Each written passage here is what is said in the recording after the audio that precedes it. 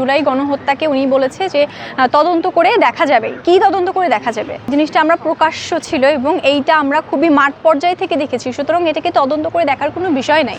ওনার মধ্যে একটা ডাউট আছে যে বাংলাদেশে জুলাই যেটা হয়েছে সেটা গণহত্যা কি না।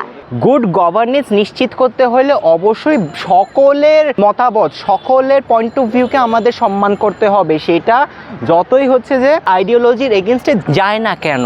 আমরা 1971 সালকে আমরা ধারণ করি, আমরা আমাদের 69 গণঅভ্যুত্থানকে ধারণ করি, আমরা 90 গণঅভ্যুত্থানকে ধারণ করি, আমরা 24 গণঅভ্যুত্থানকে ধারণ করি। ওনার একটা বক্তব্যে উনি প্রথম দিকেই বলে দিয়েছে যে জুলাই গণহত্যাকে উনি বলেছে যে তদন্ত করে দেখা যাবে। কি তদন্ত করে দেখা যাবে?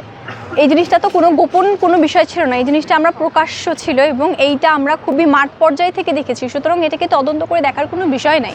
তো এটার মাধ্যমে দেখা যাচ্ছে যে উনি আসলে বিষয়টাকে অস্বীকার করতে চাচ্ছে, যেটা আসলে এই মুহূর্তে এই জিনিসটাকে অস্বীকার করা যেটা আসলে কতখানি অনৈতিক এবং এটা আসলে উনি কিসের পরিচয় দিতে চাচ্ছে এটা খুবই পরিষ্কার। আমরা সবসময় দেখেছি যে একটা অভ্যুত্থান বা একটা যখন 71 স্বাধীনতা হয়েছে এরপরেও হচ্ছে যে সেটাকে আওয়ামীকরণের একটা একটা কালচার তারা এনেছিল এবং এই অভ্যুত্থানের পরেও তারা হচ্ছে যে সেই কালচারটাকে ধরে রেখেই তারা কিন্তু এই গণহত্যাটাকে অস্বীকার করতে চাইছে।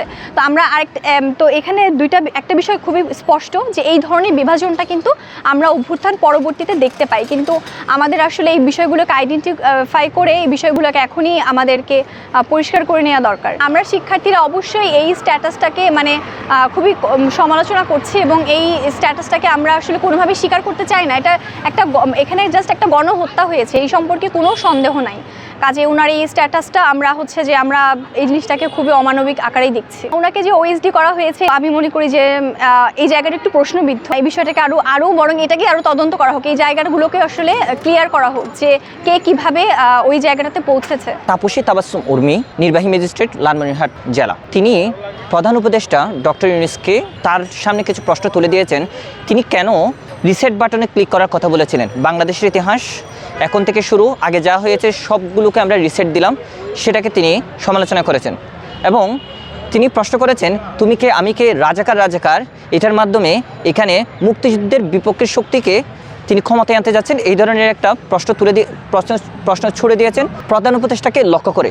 এখানে তিনি স্বাধীনতা বিরোধীদেরকে বোঝাতে চাচ্ছেন, কিন্তু আমি একজন আন্দোলনকারী, আমরা আসলে ওই সময় এটা সার্কাজম আকারে আমরা বলেছিলাম তুমি কে আমি কে, রাজাকার, আমরা আসলে প্রশ্ন ছুড়ে দিয়েছিলাম প্রধানমন্ত্রীকে লক্ষ্য করে, অর্থাৎ প্রধানমন্ত্রী আমাদেরকে রাজাকার বলেছেন এবং সেটা আমরা সার্কাজম করেছিলাম। আমরা বাস্তবে আমরা রাজাকার না, এবং আমরা রাজাকারকে সে 1971 সালের ভূমিকার কারণে আমরা সবসময় প্রতারক হিসেবে আমরা জেনে আসছি এবং এখনও পর্যন্ত স্বীকার করি। কিন্তু উনি প্রধান উপদেষ্টাকে বা সরকারকে যে প্রশ্নগুলো ছুড়ে দিয়েছেন সেটা তিনি করতেই পারেন একজন নাগরিক হিসেবে, কিন্তু তাকে যে শাস্তিটা দেওয়া হলো ওএসডি করা, সেটা আমার মনে হয় একটু ভারী হয়ে গেছে, সেটা আমার মনে হয় একটা খুব বেশি পরিমাণে শাস্তি হয়ে গেছে।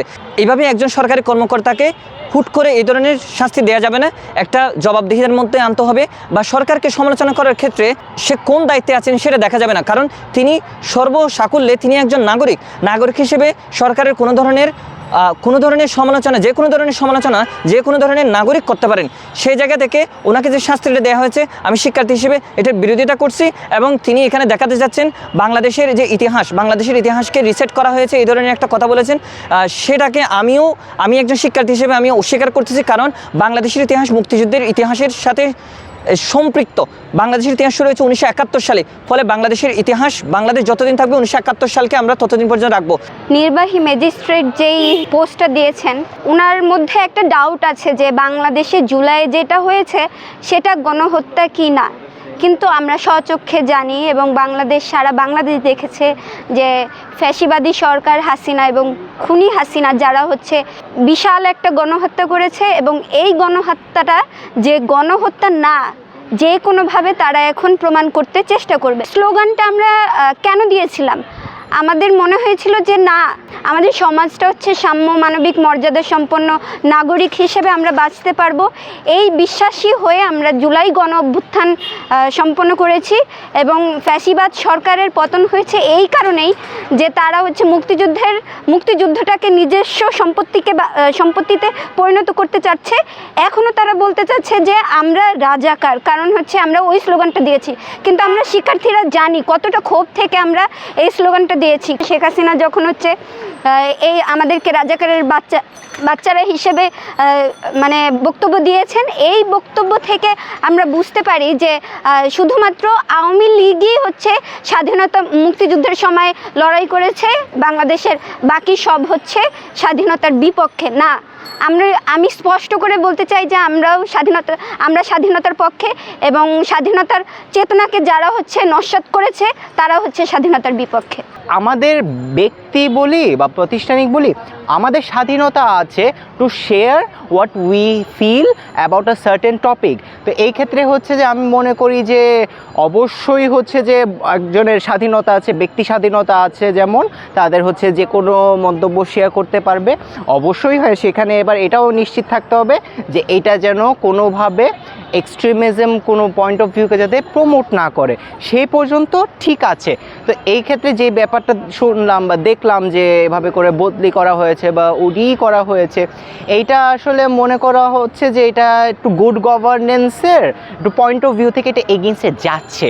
সো এক্ষেত্রে আমি মনে করি যে গুড গভর্নেন্স নিশ্চিত করতে হলে অবশ্যই সকলের মানে মতামত, সকলের পয়েন্ট অফ ভিউকে আমাদের সম্মান করতে হবে, সেটা যতই হচ্ছে যে আমার আইডিওলজির এগেইনস্টে যায় না কেননা প্রত্যেকের পয়েন্ট অফ ভিউ কিন্তু ইম্পর্টেন্ট। প্রত্যেকের পয়েন্ট অফ ভিউ থেকে এটাও বোঝা যাবে যে কেন উনি হচ্ছে যে এই ব্যাপারটা ভাবছেন।